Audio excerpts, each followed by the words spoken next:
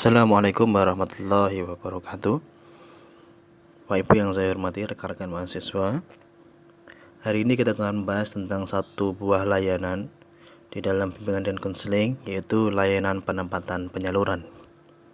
Adapun deskripsi umum dari layanan penempatan penyaluran adalah individu memerlukan lingkungan yang tepat untuk mengembangkan segala potensi yang dimiliki.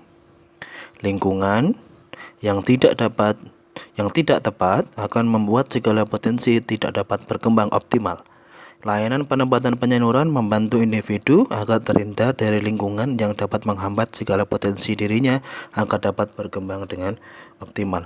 Ini menurut Profesor Prayitno, ini ibaratkan sebagai mismatch ya, dimana ketidaksesuaian antara lingkungan dengan potensi menimbulkan masalah yang mendatangkan hambatan dan masalah secara kerugian yang berantai dan akan semakin besar ketika tidak mendapatkan solusi atau lingkungan yang terbaik di dalam pengembangan potensi yang dimiliki oleh individu atau konseling.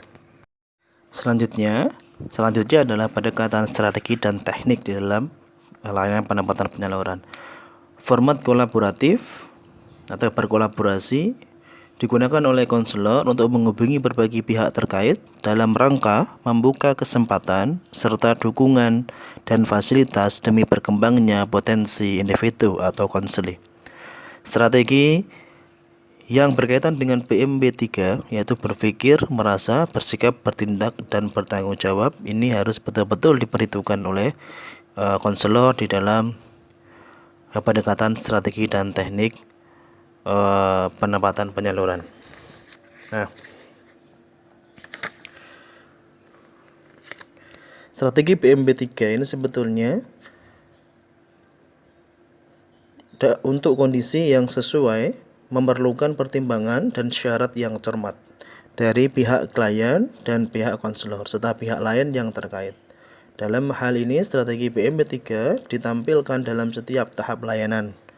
Materi dan arah penempatan penyaluran yang tepat memerlukan mekanisme strategi PMB 3 berpikir, merasa, bersikap, bertindak, dan bertanggung jawab secara konsisten dan kontinu. Selanjutnya adalah untuk komponen layanan penempatan penyaluran. Yang pertama, ini ada konselor. Konselor sebagai pelaksana layanan merupakan pelayan konseling yang sangat peduli terhadap optimalisasi perkembangan individu demi tercapainya kebahagiaan kehidupan individu. Konselor betul-betul memperhatikan dengan cermat kondisi lingkungan dalam yang berkaitan dengan perkembangan kehidupan individu.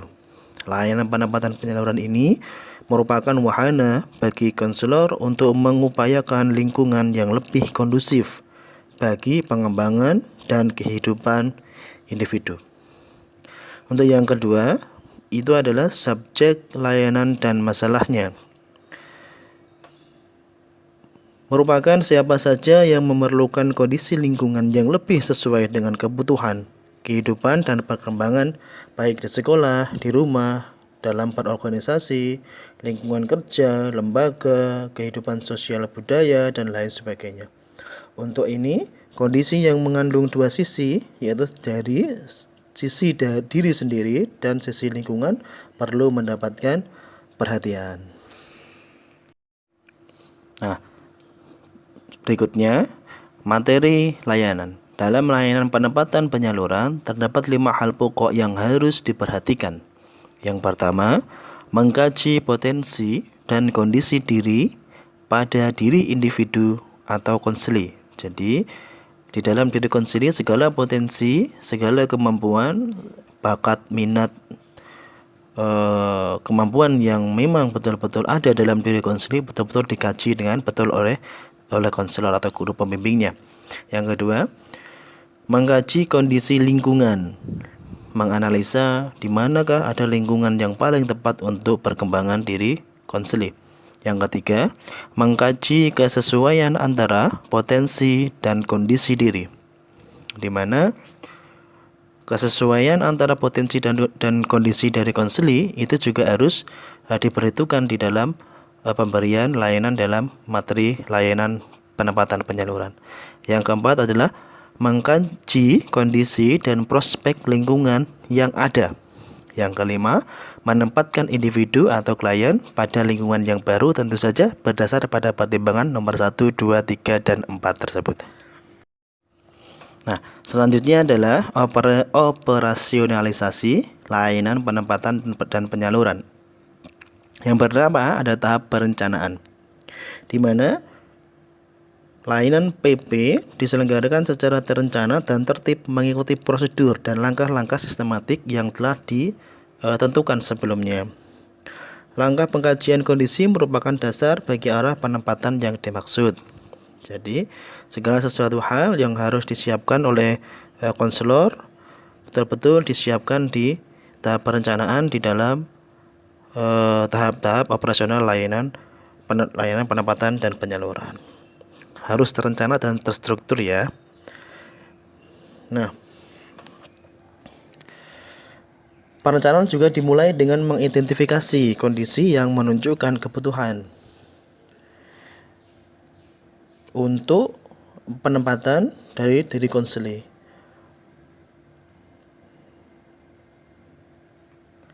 Yang kedua, pengorganisasian unsur-unsur dan layanan. Tahap ini diisi dengan menyiapkan prosedur dan langkah-langkah serta perangkat dan fasilitas layanan. Penyiapan kelengkapan administrasi. Yang nomor 2, pengorganisasian unsur-unsur dan layanan. Tahap ini diisi dengan menyiapkan prosedur dan langkah-langkah serta perangkat fasilitas layanan. Menyiapkan kelengkapan administrasi merupakan sesuatu hal yang harus dilakukan oleh konselor. Yang ketiga adalah tahap pelaksanaan. Tahap ini diisi dengan berbagai kegiatan dalam rangka melakukan pengkajian terhadap berbagai kondisi yang terkait dengan permasalahan konseling. Sesuai dengan prosedur dan langkah-langkah yang telah ditetapkan sebelumnya, yang semuanya terarah pada kegiatan pelaksanaan penempatan penyaluran pada lingkungan yang dirasa paling tepat untuk diri konseling. Yang selanjutnya adalah penilaian.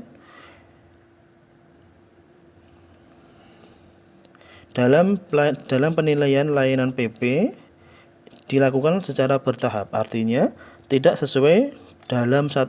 bisa selesai dalam satu kali pelaksanaan saja.